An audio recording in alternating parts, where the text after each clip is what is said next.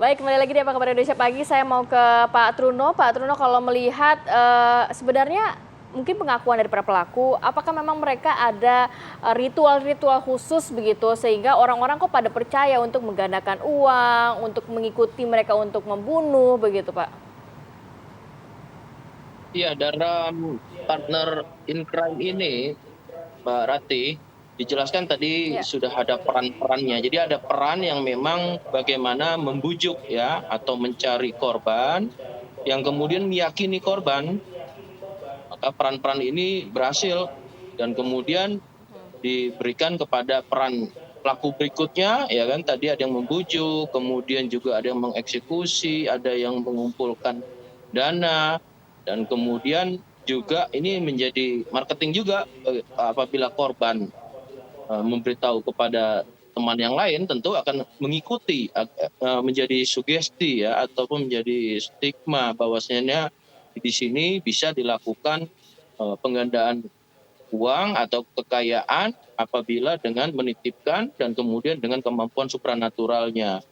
Intinya begini Mbak Rati, ini kan soal kemanusiaan ya, untuk melawan kekejian ini partner in crime ini apabila tidak terungkap dan dibiarkan tentu akan menimbulkan korban-korban selanjutnya, seperti itu Mbak Rati. Pak Truno, saya kembali ke soal pembunuhan awal gitu yang atas sepengetahuan kami ada korban bernama Siti gitu. Itu terjadinya kapan Pak? Tahun berapa persisnya? Dan kemudian ini kan diikuti dengan ada kerabat dekat, kerabat dekat, kerabat dekat. Nah, apakah lingkungan dari kerabat dekat ini pernah tidak melaporkan ada orang hilang begitu dan diselidiki oleh pihak kepolisian pada saat itu? Sejak awal Mas Bayu, Bapak Kapolda Metro Jaya sampaikan apabila ada seluruh masyarakat ya, baik itu kerabatnya, keluarganya, ada memiliki koneksi atau relasi dengan para pelaku untuk melaporkan ke Polda Metro Jaya. Artinya ada kejanggalan atau tidak bisa ada dikontak lagi.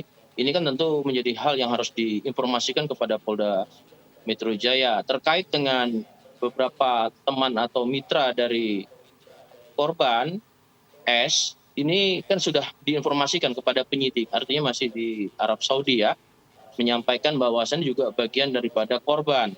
Nah, kemudian untuk S sendiri kapan kejadian ini, tentu penyidik masih belum berhenti, masih mendalami. Sekira tahun 2021 awal, memang yang bersangkutan ini sepulang dari Arab Saudi langsung bertemu pelaku dan kemudian ini masih mendasari pada keterangan pelaku ya, disuruhlah atas nama N yang tentunya juga sudah meninggal dunia untuk didorong ke laut ketika perjalanan menuju ke Mataram di Bali. Seperti itu, Mas Bayu. Eh, saya mau ke Pak Heru. Pak Heru, kalau melihat dari sisi para korban, ini kan korbannya dieksekusi dengan cara yang berbeda-beda begitu Pak Heru. Tadi dikatakan juga oleh Pak Truno bahwa memang ada porsinya masing-masing untuk para pelaku. Ini sebenarnya melihat, tadi Pak Heru juga mengatakan ini masuk dalam serial killer begitu ya. Kalau melihat kenapa pelaku ini sampai tega melakukan eksekusi dengan cara yang berbeda-beda sebenarnya?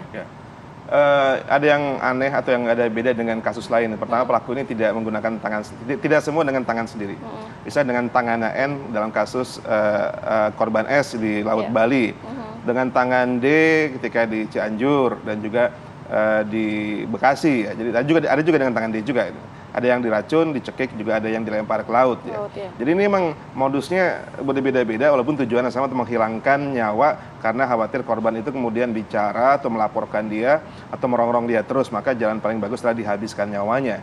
Jadi memang sudah terpenuhi syarat bahwa orang ini memang membunuh dengan biasa ya, artinya tidak ada mungkin awalnya penyesalan itu biasanya ada, tapi lama-kelamaan ketika tidak ada perlawanan, dia pun tidak kunjung ketahuan sebagai lama-kelamaan, dan juga banyak juga kasus dia mendapat seritu kenikmatan ya, merasa ada kenyamanan, ada power, ada kontrol.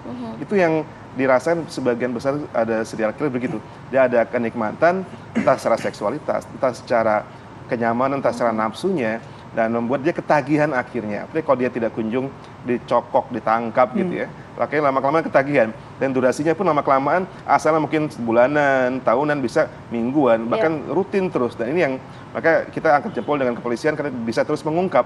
Dan saya khawatir nggak cuma 9 korbannya, ada lagi yang mungkin belum ketahuan. Nah ini yang harus terus diungkap dengan scientific investigation dari kepolisian. Kita angkat jempol buat kepolisian. Oke. Satu lagi Pak Heru, kalau kita bicara soal tadi kan tuh sisi pelaku ya, kenyamanan dan lain sebagainya. Dari sisi korban saya tanya lagi, kasus yang di Bekasi saja. Itu kan tadi kalau kata Pak Truno ada satu pelaku yang berpura-pura menjadi korban juga gitu. Saya membayangkan jadi kaki tangan tapi sampai rela menyakiti diri sendiri meskipun mungkin sudah ditakar dan lain sebagainya. Ini apa yang ada di pikirannya? Mungkin kadang-kadang orang tidak main pikiran ya. Yang ada itu lebih sugesti dan mungkin terhegemoni dengan power, dengan harisma yang dimiliki oleh W tadi gitu, sehingga membuat si partner in crime ataupun accomplice-nya, penyertanya itu percaya saya nggak akan apa-apa kok, bapak ini hebat, dia jago, dia keren.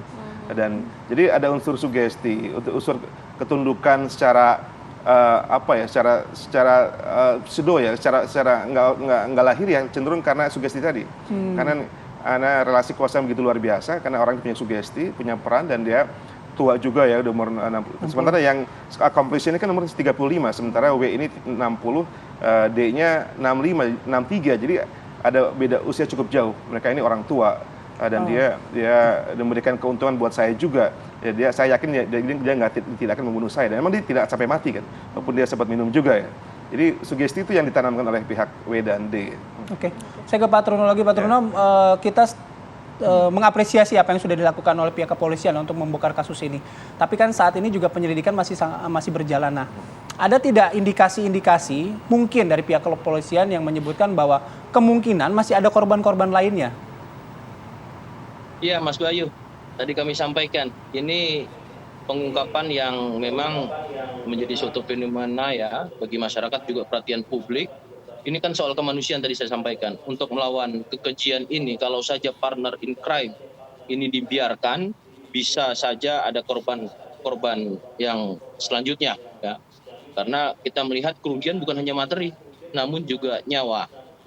Di sini sebenarnya kami sampaikan penyidik belum selesai, tetap berinterprofesi, berkolaborasi ya dengan interprofesi di Polda Metro Jaya untuk memberikan semua ini tuntas dalam pengungkapan secara saintifik, dan kemudian juga pesan moralnya kami juga kepada masyarakat ini Mas Bayu, di mana masyarakat jangan terlampau percaya pada hal-hal yang bersifat instan untuk diiming-imingi kesuksesan yang mungkin di luar daripada logika. Itu Mas Bayu bisa kami sampaikan. Baik.